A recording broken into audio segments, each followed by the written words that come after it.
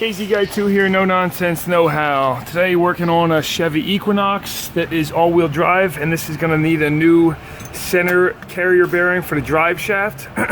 Now this is a job that was left overnight by the previous tech, so it's already halfway apart, but I'm going to give you some just quick instructions and show you what you need to know to get this job done.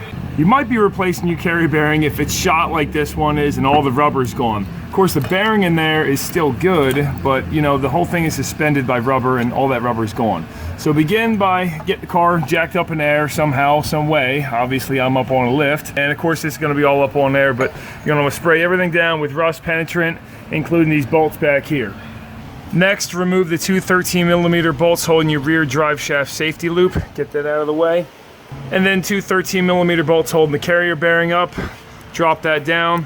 Here are the parts you're going to need. I'll put a link down below if you want to buy these on Amazon. But this is your new carrier bearing. You can see it's suspended by rubber. It's going to come with a new U-joint, two sets of clips, I guess in case you have a different drive shaft or depending on what year, and then one clip for the yoke. Now using needle nose pliers, remove all four of these clips. And go ahead and remove your U-joint. I'm not going to show you how to do that, because you can take this whole shaft off and put it in a vise. You can use a C-clamp. You can use a multitude of methods, but essentially you need to push these caps through and out. One thing to note here, before you do remove this U-joint, make sure to mark both sides so you put this back together in the same orientation, because you can spin it out 180 and this is a balanced assembly. Mark your back flange too, and then remove the four 16mm or 5/8 bolts holding that on. Now the previous guy already got it off, but in this little groove here you're going to have a retaining ring that looks like this. This is the new one right here. Remove that. And then take your whole half shaft over to the press, because you're going to need a press doing this. Alright, I've got this all set up with a bearing clamp in here. Make sure before you press this off, use a center punch like this and mark your yoke to the shaft location. I'm using a socket. Don't really recommend doing that, but wear your safety glasses and cover yourself. You know, a solid bar of steel on this would be much better and safer. It's only a 25-ton press, and I don't know if it's going to work because this thing is really seized up.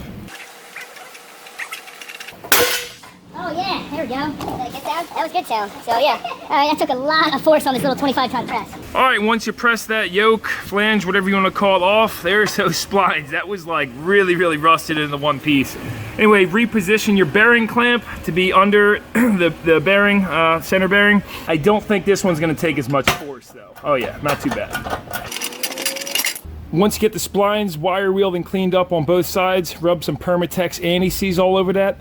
And earlier in the video, I mentioned marking the yoke or flange to the shaft. Looks like you don't have to do that because this actually has that big notch right there. So just line that big notch up with the notch inside of here. You can't really put it together wrong. Slide your old bracket off, noting its position. You see the rubber sticking out on this side. So I'm going to take my new one and orient it the same way. Now I'm just going to hammer this on because it wasn't that hard to get on, so I'll use this sleeve right here, a socket. Make sure that's nice, straight, and level, and give it a good whack. And I'll just pound right on the shaft. No problem. Make sure it bottoms all the way out. Now we're ready to put the flange on. I took these old U-joint caps and hammered them in about midway to give this some structural support, because I'm going to just try tapping this on. Make sure to line your groove up with the groove in here. And I'm going to take this mallet and hammer this thing on, hopefully. Booyah, slipped right on like a glove. I didn't even need those caps in the end here, but I wasn't sure how hard I was going to have to beat that. Now take your retaining ring and put that into place in this groove. Now unfortunately this job took me longer than I'd hoped, and they keep pulling me off for other jobs, so I'm going to have to leave you hanging here.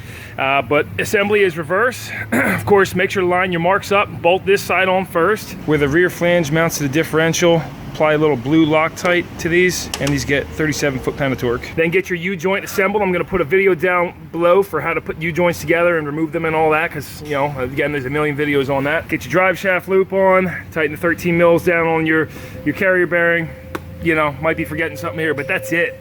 So I just wanted to make this video to give you an overview of what's involved doing this job on the Equinox. That one was really seized and really hard to get apart. Hopefully yours is a little easier. Luckily it went together very smoothly though, right on there, no problem. So give the video a thumbs up if it helps out. Definitely appreciate that. Check out the channel, Casey Guy 2, No Nonsense Know-How. Maybe even toss me a subscribe, and I'll see you next time.